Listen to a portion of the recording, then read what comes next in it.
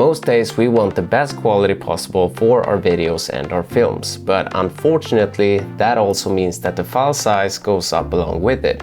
But today I have the answer to our problems.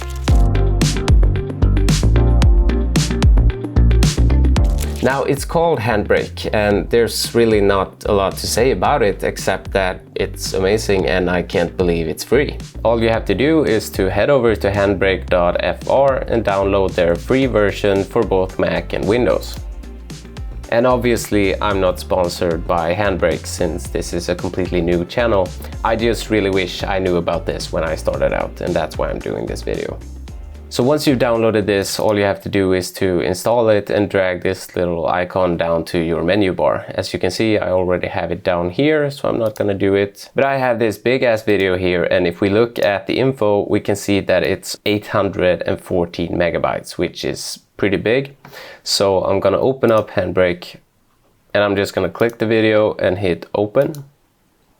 And this is gonna open up the summary tab. The first thing we can do is to just rename our video, small as video instead. Then we're gonna head up to format and we're gonna leave MP4, but we're gonna uncheck this align AV start.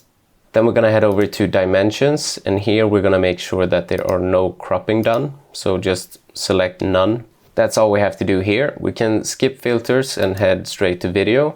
Here we're gonna choose our frame rate, and mine in this case is 29.97, and I'm gonna choose constant frame rate.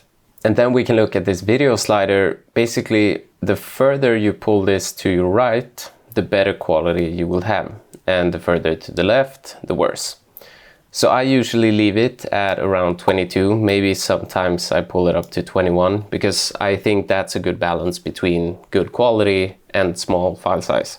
Then I'm not gonna do anything with audio, subtitles, or chapters. I'm just gonna make sure that I have a saved location here to my desktop.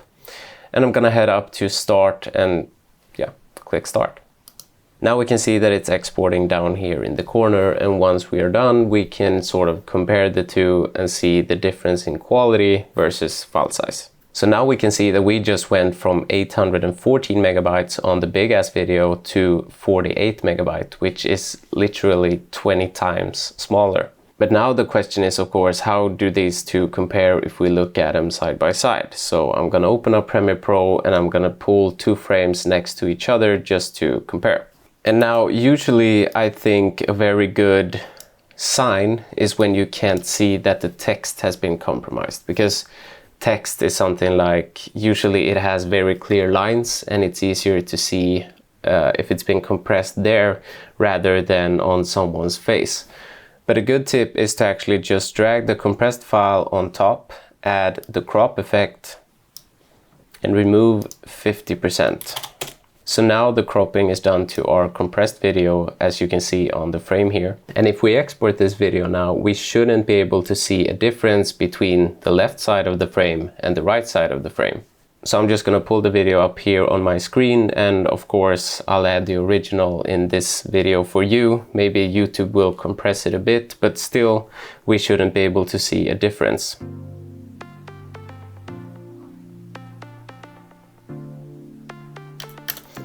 So here I'm basically sitting and I'm comparing details between the right side and the left side, and honestly I can't see a difference. So again, if you want to try it just for the first time before you start trusting it, just head over to Premiere Pro, add the crop effect, crop half the small video, and then just export it and compare the two sides. And I assure you, you will be as amazed as I am. Thank you, Handbrake. Now this is of course a great way to save space, but I always keep the original file anyway. The main reason why I do this is for my clients, because I don't want to send a 2 gigabyte file when I can send a 200 megabyte file. It's easier to send, it's easier for the client to handle, and usually it's just more appreciated. But again, I always keep the original file somewhere. Yeah, it's just a super helpful tool, and again, I can't believe it's free. Now, I really hope that you enjoyed these shorter tutorials. If you have any questions, just let me know in the comments or ask away in the Facebook group, and I will see you in the next one.